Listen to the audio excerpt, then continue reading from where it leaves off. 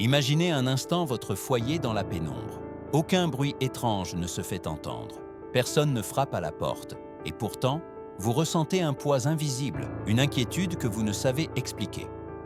De nombreux catholiques vivent ainsi, entourés d'une bataille spirituelle qu'ils ne reconnaissent même pas. L'Église nous enseigne que le mal ne se manifeste pas toujours par des spectres horribles ou des événements extraordinaires. Il se cache souvent dans le quotidien, dans la division au sein de la famille, dans le désespoir, dans la tentation qui insiste chaque jour, dans la peur qui paralyse le cœur. Et pourtant, le plus surprenant était que les instruments pour nous protéger sont à portée de main, bénis par l'Église et craints par l'ennemi, mais ignorés par beaucoup d'entre nous. Les saints et exorcistes, comme le père Chad Ripperger ou le père Gabriele Amorth, ont répété maintes et maintes fois que le démon agit avec plus de force là où il ne rencontre aucune résistance spirituelle. Une maison sans prière, une vie sans confession, un cœur sans la croix du Christ, est un terrain fertile pour l'angoisse et l'oppression. Le catéchisme de l'Église catholique nous rappelle que le diable est réel et cherche à nous éloigner de la grâce, car sa défaite sur la croix ne l'empêche pas de continuer à tenter et à perturber ceux qui peuvent encore être sauvés. C'est une guerre silencieuse mais constante.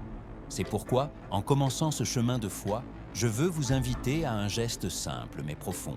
Faites de cette écoute une prière. Répétez en votre fort intérieur ou écrivez-le de vos propres mains. Seigneur Jésus, que ta lumière protège mon foyer et chaque âme qui y habite. Ce n'est pas une phrase vide, c'est un bouclier de foi, un cri qui brise l'obscurité et déclare avec courage à qui vous appartenez. Car toute déclaration sincère au nom du Christ a du poids dans le monde spirituel. Saint Augustin disait que le cœur en prière est une forteresse inexpugnable pour le démon. Et cette forteresse peut commencer dès maintenant avec vous. La peur n'est pas la fin de cette histoire. La foi nous montre que même si l'ennemi rôde, la victoire a déjà été gagnée sur la croix. La Vierge Marie, les saints, les sacrements et les sacramentaux sont les armes que le Seigneur a mises entre nos mains. Mais avant d'en parler, nous devons ouvrir les yeux, reconnaître que la bataille existe et que nous ne pouvons pas lutter seuls. Dans cette première partie, je veux vous laisser cette question que tout catholique doit se poser. Ma maison est-elle vraiment protégée par la grâce de Dieu ou me suis-je trop fié à l'idée que le mal est loin? La réponse sincère peut tout changer. De nombreux croyants pensent que la guerre spirituelle est une chose rare, réservée aux mystiques ou aux exorcistes. Mais la vérité est bien plus proche et quotidienne.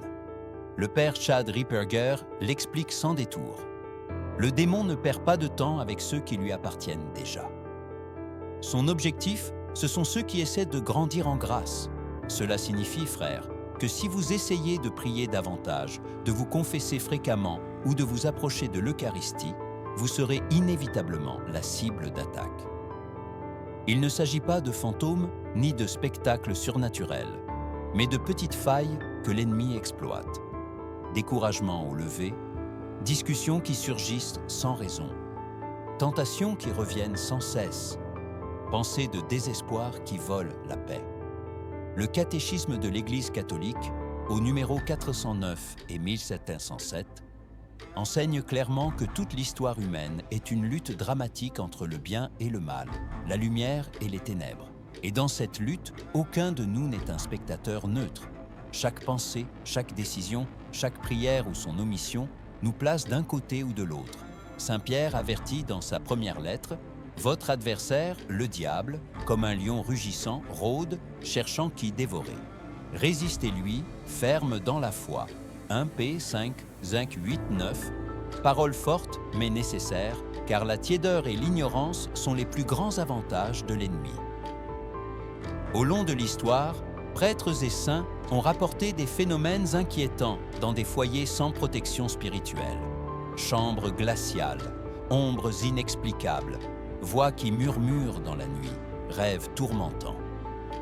Et bien que beaucoup aujourd'hui le réduisent à de la superstition, l'expérience pastorale confirme que là où manquent nos prières, sacrements et sacramentaux, le terrain reste ouvert à l'oppression. Le père Amorth rappelait qu'une simple maison avec un crucifix béni et la récitation quotidienne du rosaire devient déjà un lieu insupportable pour le démon. Pourquoi? Parce que ces pratiques, unies à la foi, proclame la souveraineté du Christ dans cet espace. L'Église, comme une mère sage, ne nous laisse pas sans défense. Elle nous donne les sacrements, source de grâce, et aussi les sacramentaux, qui sont des prolongements de la bénédiction ecclésiale dans la vie quotidienne. Ce ne sont pas des ornements, ce ne sont pas des amulettes, ce sont des armes invisibles qui proclament à qui appartient notre vie. Les saints-pères l'ont bien compris.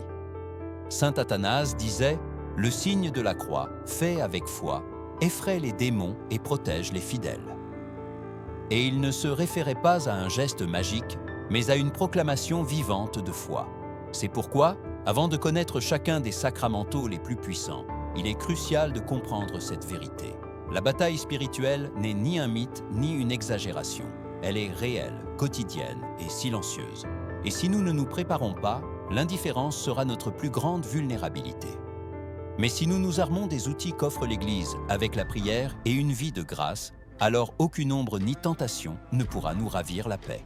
Que sont réellement les sacramentaux ? Beaucoup de catholiques les confondent avec des superstitions.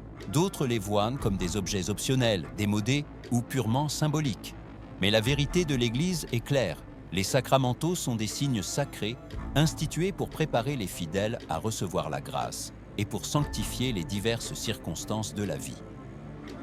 Le catéchisme de l'Église catholique, au numéro 1667 à 1679, enseigne que, par les prières de l'Église, ces signes consacrent notre existence quotidienne, transformant l'ordinaire en un terrain ouvert au surnaturel. Ils ne remplacent non pas les sacrements, mais ils nous aident à les vivre instant après instant. Saint Thomas d'Aquin expliquait que Dieu, dans sa pédagogie divine, se sert de réalités visibles pour nous communiquer des réalités invisibles. Ainsi, l'eau bénite, le signe de la croix, le rosaire, les médailles et les scapulaires ne sont pas des talismans, mais des prolongements de la bénédiction de l'Église dans notre vie concrète. Le père Chad Ripperger les appelle des extensions de l'autorité de l'Église dans la vie quotidienne des fidèles. Ils sont, en quelque sorte, des rappels visibles d'une vérité invisible, que tout ce que nous sommes et possédons appartient au Christ. Cependant, il existe un danger réel, celui de les utiliser sans foi, comme s'ils étaient des amulettes. Sainte Faustine Kowalska a écrit dans son journal qu'un cœur froid ne s'enflamme pas en portant des signes extérieurs, mais par la confiance vive en la miséricorde de Dieu. Cet avertissement résonne aujourd'hui avec plus de force que jamais. Car à quoi bon accrocher un crucifix au mur si nous ne nous agenouillons jamais en prière devant la croix ? À quoi bon porter un scapulaire si nous continuons à vivre en état de péché mortel ? Le démon ne craint pas l'objet en soi, mais la sainteté qu'il représente et la foi qu'il active. Le pape Benoît XVI a souligné dans une homélie que les sacramentaux nous aident à maintenir éveillée la conscience de la présence de Dieu au milieu du monde. Chaque bénédiction, chaque signe, chaque geste est comme une fissure de lumière qui brise l'obscurité quotidienne. Et cette lumière, même si elle semble petite, suffit à rappeler à l'ennemi que nous ne sommes pas seuls, que nous marchons sous la protection de l'Église et du Christ lui-même. Imaginez alors la différence entre un foyer où il n'y a aucune trace du sacré et un autre où la présence de Dieu est rappelée à chaque coin. Un crucifix dans la chambre, de l'eau bénite à l'entrée, une médaille mariale au cou, le rosaire sur la table. Le premier est un terrain aride, exposé au désespoir. Le second respire la grâce, même si la bataille continue. Et c'est justement de ces signes sacrés que nous allons parler maintenant, en commençant par l'un des plus humbles, mais aussi des plus puissants, la médaille miraculeuse. L'histoire de la médaille miraculeuse commence en 1830, à Paris, lorsque la Vierge Marie apparut à une humble fille de la charité, Sainte Catherine Labouré. Dans la vision, Marie se montra debout sur un globe, avec des rayons de lumière qui jaillissaient de ses mains et baignant la terre. Elle demanda à Catherine de faire frapper une médaille selon l'image révélée, promettant d'abondantes grâces à ceux qui la porteraient avec foi. Autour de la figure de la Vierge furent inscrites les paroles « Ô Marie, conçue sans péché, priez pour nous qui avons recours à vous ». Ce n'était pas un simple geste dévotionnel, c'était une déclaration spirituelle. Marie, l'Immaculée Conception, est l'ennemie crainte par le démon après le Christ lui-même. Depuis lors, d'innombrables conversions miracles et protections spirituelles ont été attribuées à cette médaille. Il ne s'agit pas de magie, mais de la puissante intercession de la Mère de Dieu. Saint Maximilien Kolbe, apôtre marial du XXe siècle, l'a appelée balle d'argent contre le démon et a fondé toute son œuvre missionnaire en distribuant la médaille miraculeuse à des millions d'âmes. Le père Chad Ripperger a raconté dans ses ministères de libération comment les démons réagissent avec violence lorsque quelqu'un la porte lors d'un exorcisme. Pourquoi ? Parce qu'elle leur rappelle la pureté invincible de Marie et sa victoire promise dans la Genèse. Elle t'écrasera la tête. GN 3,15. Mais il est nécessaire de comprendre quelque chose d'essentiel. La médaille doit être bénie par un prêtre et portée avec une foi vive, non comme un ornement, non comme une amulette, mais comme une armure. Celui qui la porte proclame « J'appartiens à Marie. Je me confie à son intercession. Je marche sous son manteau. » Ce simple abandon est ce qui ouvre la porte à la grâce. Pères et grands-parents catholiques ont transmis de génération en génération ce signe comme héritage spirituel, la plaçant dans la chambre des enfants, la donnant à des jeunes en des moments de peur, la portant sur eux en temps de maladie ou de solitude. Sainte Catherine Labouré elle-même, dans son silence et son humilité, n'a jamais cherché les projecteurs. Sa vie cachée montre que le pouvoir de la médaille ne réside pas en celui qui la reçoit, mais en celle qui l'a donnée, la mère du Sauveur. Là où Marie entre, l'ennemi s'enfuit. Saint Jean Bosco le résumait avec clarté. Le démon craint plus la très sainte Vierge que tous les saints réunis, et plus encore une seule de ses supplications que toutes nos prières. Aujourd'hui, malheureusement, de nombreux catholiques n'ont jamais entendu parler de la médaille miraculeuse. D'autres la gardent dans un tiroir, sans l'utiliser, sans en comprendre la valeur. Et pourtant, dans un monde de plus en plus rempli de peur et de confusion spirituelle, ce petit signe peut être l'étincelle d'espoir qui rappelle à chaque âme que la victoire est déjà assurée en Christ et que Marie, sa mère, n'abandonne jamais ses enfants. Le deuxième puissant sacramental que l'Église nous donne est le scapulaire marron de Notre-Dame du Mont-Carmel. À première vue, il semble un simple morceau de tissu, mais son histoire et sa signification en font un signe profond de consécration. En 1251, la Vierge Marie apparut à Saint-Simon Stock, prieur général des Carmes, et lui remit le scapulaire avec une promesse audacieuse : « Quiconque mourra revêtu de ce scapulaire ne souffrira pas le feu éternel. » Cette phrase a souvent été mal interprétée comme s'il s'agissait d'une garantie automatique de salut. Mais l'Église précise, ce n'est pas de la magie, c'est un signe d'appartenance, un engagement à vivre sous la protection de Marie et dans la fidélité à son Fils. Le scapulaire est, en réalité, une version réduite de l'habit carmélitain, symbole de vie consacrée. En le portant, le fidèle manifeste publiquement son désir de vivre sous le manteau de la Vierge, imitant ses vertus d'humilité, de pureté et de prière constante. Comme le rappelle le père Ripperger, le scapulaire n'a pas de pouvoir en lui-même, mais dans la relation qu'il exprime. Celui qui le porte doit s'efforcer de vivre en état de grâce, de prier chaque jour, surtout le rosaire, et d'éviter le péché mortel. C'est donc un signe visible d'un choix invisible, celui d'appartenir au Christ par l'intermédiaire de Marie.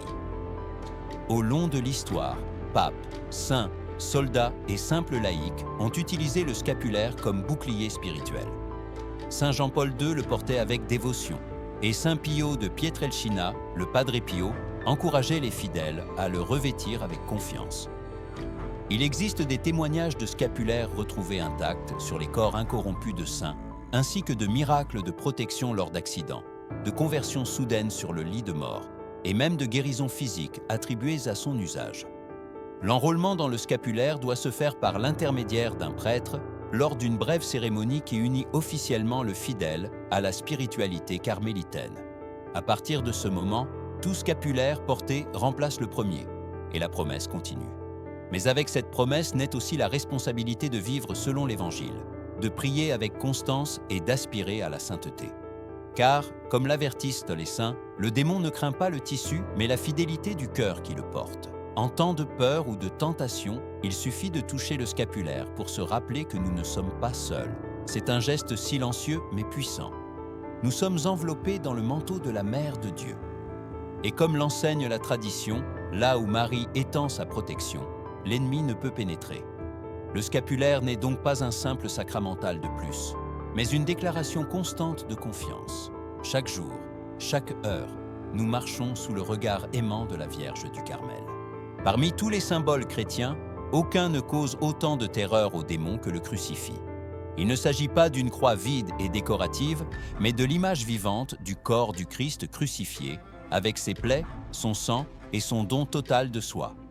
Sur la croix s'est consommée la défaite définitive de Satan, et chaque fois que nous contemplons un crucifix, cette victoire est de nouveau proclamée.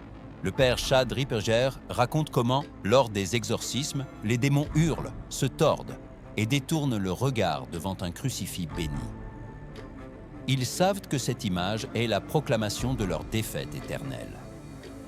Saint Paul le disait clairement, « Nous prêchons le Christ crucifié, scandale pour les Juifs et folie pour les gentils, mais pour ceux qui sont appelés, force de Dieu et sagesse de Dieu. » 1 Cor 1, 23-24. Le crucifix est donc un rappel permanent que l'amour a vaincu la haine, l'obéissance a vaincu la rébellion et la vie a vaincu la mort. Ce n'est pas un simple ornement mural, c'est un étendard de victoire, une bannière qui déclare « Le Christ est le Seigneur ».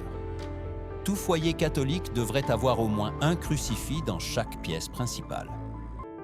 Non pour accumuler des objets religieux, mais pour que chaque membre de la famille vive sous le signe de la rédemption.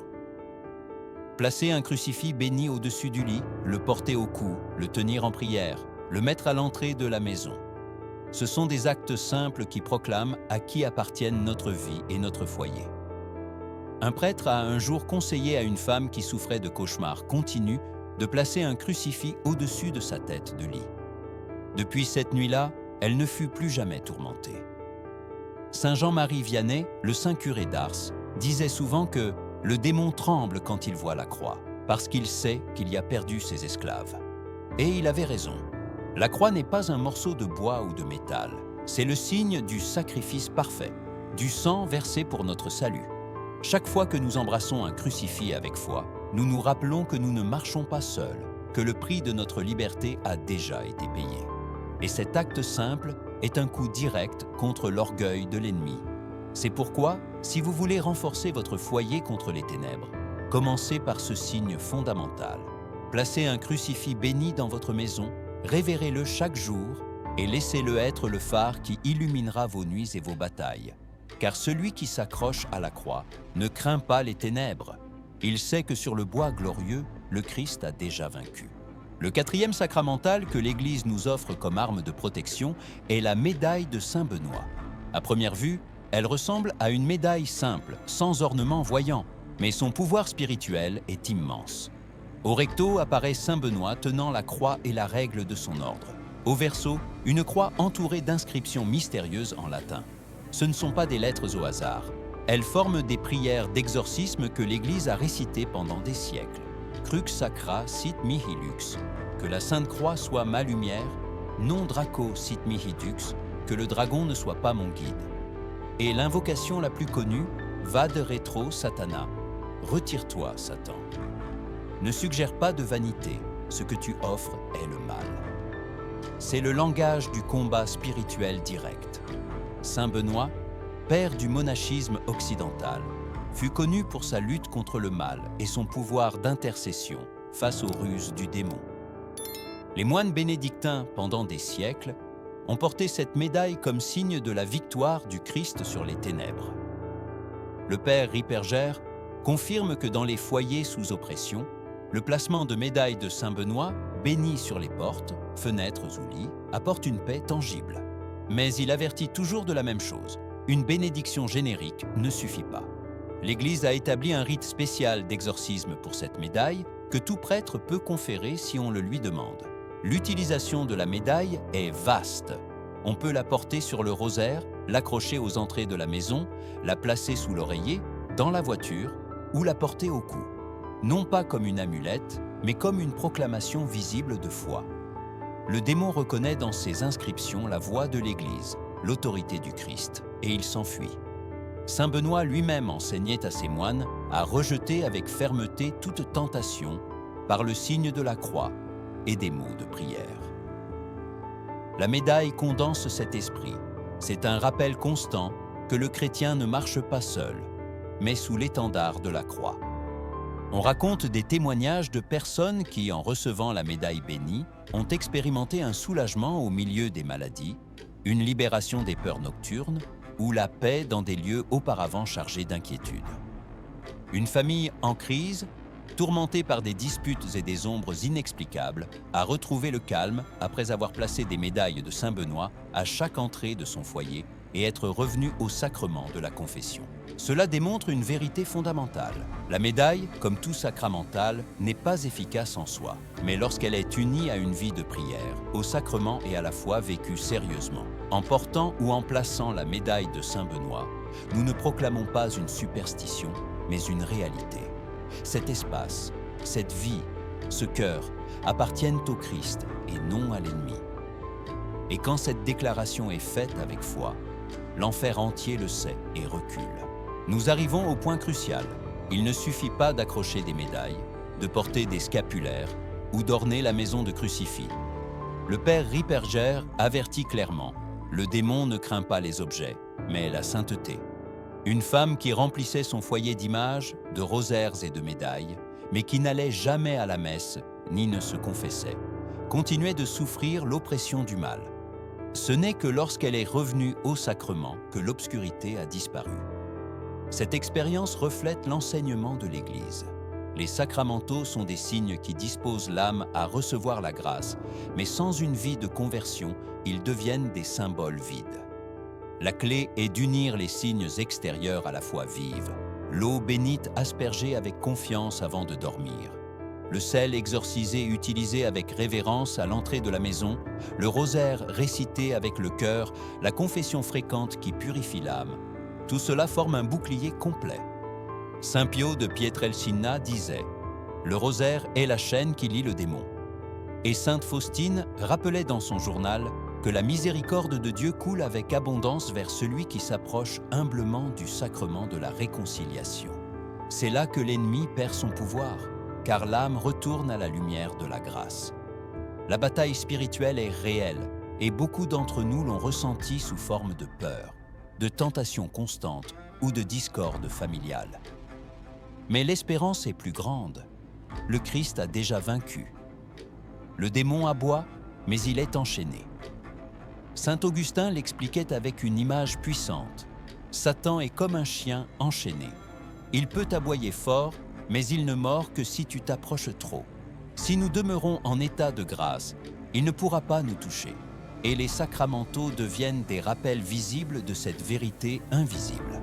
Aujourd'hui, le Seigneur vous invite à faire des pas concrets. Placez un crucifix béni dans votre chambre, récitez le rosaire avec votre famille, utilisez la médaille miraculeuse avec foi. Demandez à un prêtre la bénédiction exorcistique pour la médaille de Saint Benoît. Participez à la messe dominicale. Confessez vos péchés avec sincérité.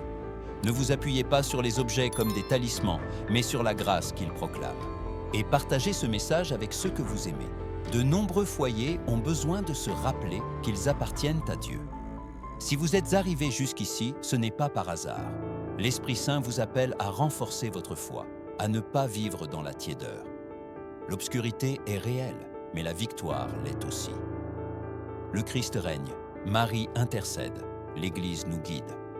C'est pourquoi je vous invite à proclamer maintenant, avec conviction, « Seigneur Jésus, que ta lumière protège mon foyer et chaque âme qui y habite. » Cette prière ne s'arrête pas là. C'est le début d'une vie en grâce, armée des outils de la foi, sûre dans l'espérance que, même si la bataille continue, la victoire est déjà assurée.